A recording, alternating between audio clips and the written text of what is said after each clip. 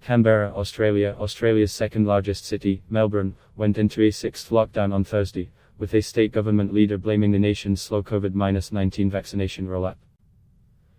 Melbourne joined Sydney and Brisbane, Australia's most populous and third most populous cities respectively, in locking down due to the spread of the highly contagious Delta variant. Melbourne and surrounding Victoria State will lock down for 7 weeks after 8 new infections were detected in the city, Victoria Premier Daniel Andrews said. Andrews gave less than 4 hours notice that the state would lock down from 8 p.m. He said his government had no other choice because only 20% of Australian adults had been fully vaccinated by Wednesday. To be really frank, we don't have enough people that have been vaccinated and, therefore, this is the only option available to us, Andrews said. The time will come when we have many more options.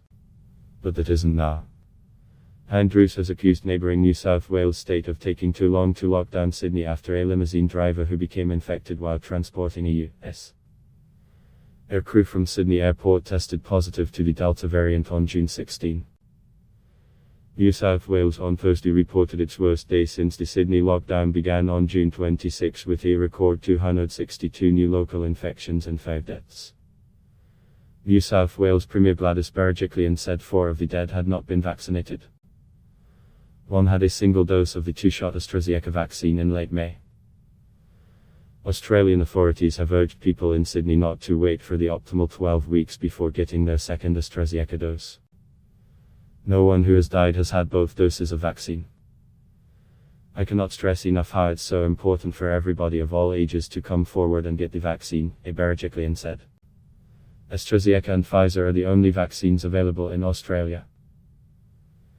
There have been 21 COVID-19 deaths reported in Sydney since the latest outbreak began.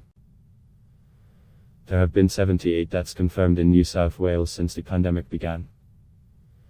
The government reported 262 locally acquired infections in the latest 24-hour period.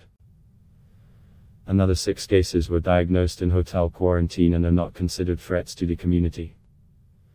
When Victoria ended its 5th lockdown last week, Andrews said he believed the state was the only jurisdiction in the world that had beaten a Delta outbreak twice.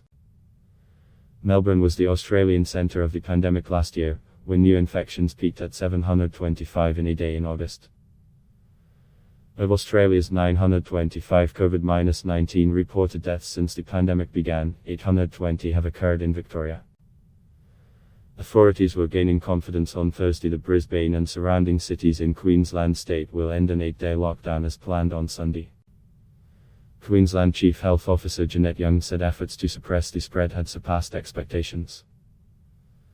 All 16 new locally acquired cases reported on Thursday have been directly linked to known exposure sites.